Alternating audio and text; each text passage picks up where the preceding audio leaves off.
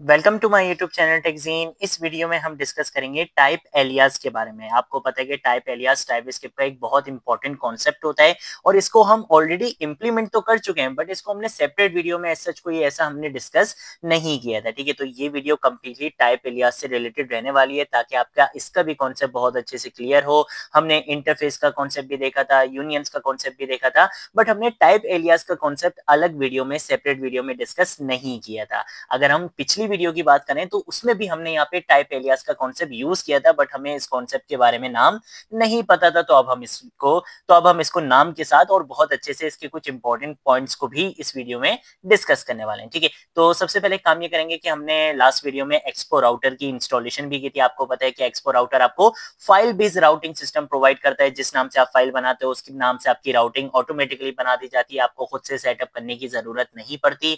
तो हम क्या करेंगे, हम यहाँ पर आएंगे। यहाँ पर आने के बाद मैं सिंपल क्या करूंगा, मैं लेट सपोज यहाँ पे आके ऑर्डर्स के नाम से हम एक काम ये करते हैं कि ऑर्डर्स डॉट जेएसएक्स में, जेएसएक्स नहीं बल्कि टीएसएक्स लिखना पड़ेगा क्योंकि हम यहाँ पे टाइप स्क्रिप्ट में काम कर रहे हैं। यहाँ पर आकर सिंपल RNFE लिखूंगा। React native arrow functional based component बनाएंगे हम एक्सपोर्ट की स्टेटमेंट के साथ। ठीक है, और यहाँ पर आकर लेट सपोज मैं लिख दूंगा ऑर्डर्स लिख दूंगा। ठीक है, हम इसको थोड़ा सा यहाँ पे जूम कर लेते हैं ताकि आपको अच्छे से सारी चीजें नजर आए। यहाँ पर आने के बाद सबसे पहले क्या करूंगा, मैं यहाँ पर आकर एक टाइप बनाऊंगा। ठीक है, अब टाइप एलियास का कॉन्सेप्ट बेसिकली होता क्या है, आप क्या करते हो, टाइप का कीवर्ड यूज करते हो टाइप स्क्रिप्ट में कोई भी टाइप डिफाइन करने के लिए। अब आपने इंटरफेसेस का कॉन्सेप्ट पढ़ा था, आप एक नाम के अंदर मल्टीपल डेटा को स्टोर करवा लेते हो, एक डेटा स्ट्रक्चर वहां पे रेडी कर लेते हो कि भाई इस टाइप का डेटा होगा, उसकी टाइप ये होगी, ये सारी चीजें आप वहां पे डिसाइड करते हो। सेम ऐसे ही टाइप एलियास भी आपको यही कॉन्सेप्ट प्रोवाइड करता है कि आप अपने कॉम्प्लेक्स डेटा को बहुत इजीली एक नाम देकर डिफाइन कर सकते हो। यानी कि आप उसको एक टाइप दे सकते हो कि भाई ये इस टाइप का डेटा इसके अंदर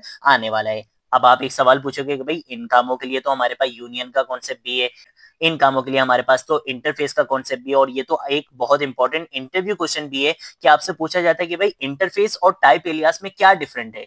दोनों सब काम तो सेम ही कर रहे हैं और दिखने में भी सेम है। अभी मैं आपको इसमें करके भी दिखाऊंगा। तो उसका जो सबसे बड़ा डिफरेंस है वो ये है कि टाइप एलियास को आप मर्ज नहीं कर सकते, ना तो रीडिक्लेयर कर सकते हो। जब भी आप इंटरफेस में काम करते हो तो अगर आपने लेट सपोज एक इंटरफेस बनाया है ऑर्डर के नाम से, आपने उसके अंदर कुछ प्रॉपर्टीज डिफाइन करी। अब आपने अगर अपने कोड में दोबारा से इंटरफेस बना लिया ऑर्डर के नाम से और उसके अंदर कुछ प्रॉपर्टीज डिफाइन कर दी, तो टाइप स्क्रिप्ट क्या करता है, उसको ऑटोमेटिकली मर्ज कर देता है, एक टाइप में बना देता है। लेकिन टाइप एलियास में ऐसा नहीं होता। अगर आपने एक ही नाम से मल्टीपल टाइप्स डिफाइन कर दी तो आपको वहां पे एरर मिल जाता है। ठीक है, तो इस तरीके की जो कॉम्प्लेक्स सिचुएशंस आ जाती हैं वहां पे आप हमेशा क्या करते हो, टाइप एलियास का कॉन्सेप्ट यूज करते हो। जहां पे आप मर्ज करवाना चाहते हो, रीडिक्लेयर करवाना चाहते हो, इस टाइप की चीजें करना चाहते हो, तो वहां पर आप क्या कर सकते हो, इंटरफेस का कॉन्सेप्ट यूज कर सकते हो। इसके साथ साथ एक और इंपॉर्टेंट पॉइंट क्या है कि इंटरफेस का यूज करते हुए आप जो भी टाइप्स अपनी डिफाइन करते हो उनको आप इनहेरिट करवा सकते हो किसी दूसरी टाइप से। इनहेरिट का मतलब होता है कि चाइल्ड अपने पेरेंट की प्रॉपर्टीज को एक्सेस कर सकता है,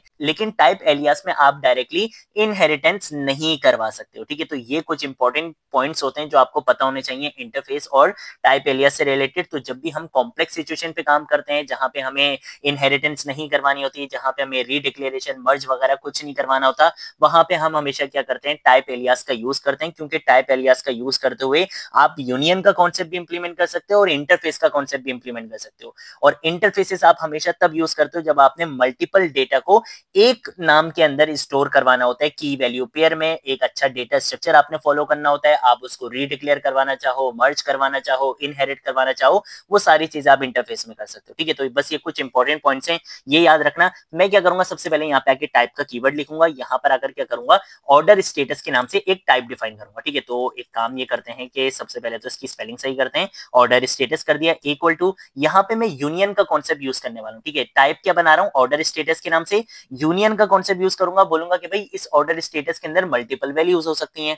जैसे कि मैं यहाँ पर अगर बोलूंगा कि भाई ऑर्डर स्टेटस या तो आपका पेंडिंग होगा, अब दूसरी वैल्यू डिफाइन करने के लिए मैं यहाँ पर आकर क्या करूंगा, इस तरीके से पाइप ऑपरेटर का यूज करूंगा और यहाँ पे आगे बोलूंगा कि भाई ऑर्डर क्या हो चुका है, शिफ्ट हो चुका है। और उसके साथ साथ तीसरी वैल्यू मैं यहाँ पे रख सकता हूँ कि भाई आपका जो ऑर्डर था वो यहाँ पे डिलीवर्ड हो चुका है। ठीक है, तो हमने यहाँ पे इस तरीके से टाइप्स यहाँ पे डिफाइन कर दिए। तो अब ऑर्डर स्टेटस के अंदर एट अ टाइम या तो पेंडिंग आएगा या शिफ्ट आएगा या डिलीवर्ड आएगा। तो यहाँ पे मैंने अपने कोड को बहुत ज्यादा रीडेबल बना दिया है, बहुत ज्यादा रीयूजेबल बना दिया। आप इस कोड को कहीं पे भी रीयूज भी कर सकते हो। आपका ये कोड बहुत ज्यादा रीडेबल भी हो चुका है और बहुत ईजी बना दिया टाइप स्क्रिप्ट ने आपको। ठीक है, अब क्या करेंगे, यहाँ पर अगर हम टाइप का कीवर्ड यूज करेंगे और जिस तरह से इंटरफेस बनाते थे ना, सेम ऐसे ही मैं यहाँ पे क्या करूंगा, ऑर्डर के नाम से एक टाइप यहाँ पे डिफाइन कर दूंगा। अब इसके अंदर मैं की वैल्यू पेयर में डेटा स्टोर करवा सकता हूँ। जिस तरह से इंटरफेस में काम करते थे, देखो बिल्कुल सेम वैसे ही काम हो रहा है। मैंने बोला कि भाई इस ऑर्डर के अंदर क्या होगा, किस टाइप का डेटा आएगा, आईडी आएगी, आईडी की टाइप क्या होगी, नंबर होगी। उसके साथ साथ मैं यहाँ पर अगर बोलूंगा कि भाई क्या होगा, कस्टमर का नेम होगा। ठीक है, तो हम यहाँ पे आके लिख देते हैं कस्टमर नेम, और कस्टमर का नेम आपको पता है कि भाई ऑब्वियसली किस में होगा, स्ट्रिंग में होगा। इसके साथ साथ हम यहाँ पे आके लिख देंगे स्टेटस, और स्टेटस आपको कहां से मिलेगा, ऑर्डर स्टेटस टाइप का होगा। तो मैं यहाँ पर आकर लिख दूंगा ऑर्डर स्टेटस। ठीक है, कि भाई ये जो स्टेटस आ रहा होगा बेसिकली इसका, वो कहां से आ रहा होगा, ऑर्डर स्टेटस, यानी कि या तो पेंडिंग होगा या शिफ्ट होगा या डिलीवर्ड होगा। बस ये चीज हमें समझ में आ गई है। ठीक है, अब हम क्या करेंगे, हम यहाँ पर आ जाते हैं और यहाँ पर आकर ना एक एरे भी बना लेते हैं। ठीक है, तो मैं यहाँ पर अगर कौन का कीवर्ड लिखूंगा, यहाँ पर आकर लिखूंगा ऑर्डर्स के नाम से क्या बनाना है, एक एरे बनाना है। और इसको मैं बोलूंगा कि भाई इस एरे की टाइप क्या होगी, मैं यहाँ पर आकर लिख दूंगा ऑर्डर, कि भाई इस टाइप का आपने क्या बनाना है, ऑर्डर बनाना है। यानी कि इसके अंदर जितने भी एलिमेंट्स आएंगे सबकी आईडी भी होगी, सबका कस्टमर नेम भी होगा और सबका स्टेटस भी होगा। ये चीज मैंने यहाँ पे इस तरीके से डिफाइन कर दी है। एरे की ब्रैकेट्स लगाएंगे इक्वल टू, और यहाँ पे आके हम एरे की ब्रैकेट्स यूज कर लेंगे दोबारा। ठीक है, यहाँ पे आके हम क्या करेंगे, कर्ली ब्रेसेस का यूज करेंगे। यहाँ पे आके मैं बोलूंगा कि भाई इसकी आईडी क्या है, 1 है। उसके बाद हम क्या करेंगे, कस्टमर नेम का यूज करेंगे। कस्टमर नेम लेट सपोज मैं यहाँ पे आके अपना नाम दे देता हूँ। और उसके बाद आखिरी चीज क्या हम यूज करेंगे, यहाँ पे आके स्टेटस की यूज करेंगे। और स्टेटस की वैल्यूज 3 हो सकती हैं, या तो पेंडिंग या शिफ्ट या डिलीवर। ठीक है, तो पहले वाले को लेट सपोज हम दे देते हैं पेंडिंग, और इसको यहाँ पे आके हम क्या लगाएंगे, कॉमा लगाएंगे। कॉमा के बाद कंट्रोल डी कर लेंगे। ठीक है, आईडी मैं इसको यहाँ पे 2 दे दूंगा, इसको हम यहाँ पे आईडी दे देंगे 3 दे देंगे। ठीक है, 3 दे दी, जरूरी नहीं है लाइन से, तो आप कोई भी आईडी दे सकते हो, यूनिक होनी चाहिए बस। ठीक है, मैंने यहाँ पर अगर अली दे दिया है, और इसको हम यहाँ पे आके लेट सपोज शिफ्ट दे देंगे, तो मैंने इसको यहाँ पे शिफ्ट दे दिया है। ठीक है, और इसको हम यहाँ पे आके हुजैफा दे देते हैं, और पेंडिंग की जगह हम यहाँ पे आके डिलीवर्ड रख लेते हैं। ठीक है, तो यहाँ पे आके मैंने इसको क्या कर दिया है, डिलीवर्ड रख दिया है। ठीक है, तो ये सारी चीजें देखो मैंने यहाँ पे डिफाइन कर दी हैं। अब उसके बाद क्या करेंगे, हमने अपना यहाँ पे कंपोनेंट बनाया हुआ था, हमने यहाँ पे अपना कंपोनेंट बनाया हुआ है। इस कंपोनेंट के अंदर हम यहाँ पर आकर बोलेंगे कि भाई यहाँ पे आप क्या दिखाओगे, ऑर्डर की लिस्ट दिखाओगे। ठीक है, तो मैंने यहाँ पे लिख दिया ऑर्डर लिस्ट लिख दिया। ठीक है, एक टेक्स्ट कंपोनेंट इस तरीके से यूज कर लिया।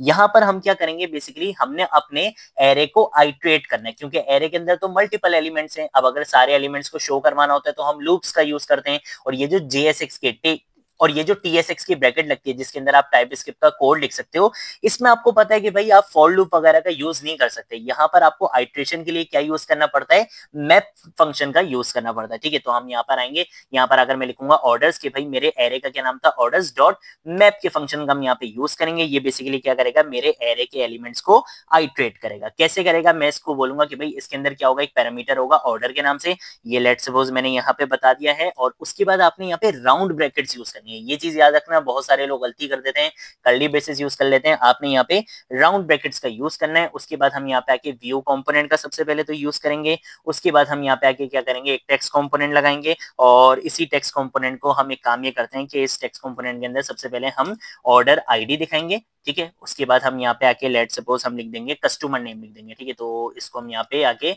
कस्टमर और कस्टमर कस्टमर सही लिखा है, कस्टमर नेम लिख देंगे। और उसके बाद हम यहाँ पे आके उसका स्टेटस भी शो करवाएंगे। ठीक है, तो हम यहाँ पे आते हैं, यहाँ पे आके मैं लिख दूंगा स्टेटस के भाई इन तीनों चीजों का आपने स्टेटस भी दिखाना है। यहाँ पे आपका व्यू कंपोनेंट एंड होगा, यहाँ पे आपका ये TSX के ब्रैकेट्स एंड हो जाएंगे, और यहाँ पे आपका ये व्यू कंपोनेंट ये वाला भी एंड हो जाएगा। अब इसके अंदर आकर मैं यहाँ पे बोलूंगा कि भाई आपने क्या करना है, हर ऑर्डर के अंदर आपको क्या मिलेगी, ऑर्डर की आईडी मिलेगी, तो वो भी शो करवा देना। फिर उसके बाद मैं यहाँ पर आऊंगा, मैं यहाँ पर आकर बोलूंगा कि भाई हर ऑर्डर के अंदर आपको कस्टमर नेम मिलेगा, वो भी शो करवा देना। फिर उसके बाद मैं यहाँ पर आऊंगा, यहाँ पे आके बोलूंगा कि भाई हर ऑर्डर के अंदर आपको स्टेटस मिलेगा, तो वो भी शो करवा देना। ठीक है, तो ये सारी चीजें मैंने यहाँ पे डिफाइन करनी थी, ये सारी चीजें मैंने यहाँ पे डिफाइन कर दी हैं। उसके बाद हम यहाँ पे आके कौन सा कीवर्ड लिखेंगे, स्टाइल्स के नाम से एक इंस्टेंस बनाएंगे। यहाँ पे आके मैं क्या करूंगा, स्टाइल शीट कंपोनेंट का बेसिकली यूज करूंगा। ठीक है, तो ये बेसिकली हमारा क्या आ चुका है, स्टाइल शीट कंपोनेंट आ चुका है। डॉट क्रिएट के मेथड का हम यहाँ पे यूज करेंगे। इसके अंदर आकर स्टाइलिंग क्या करेंगे, सबसे पहले तो मैं यहाँ पर आकर लिख दूंगा कंटेनर, कि भाई आपने क्या करना है, अपने कंटेनर को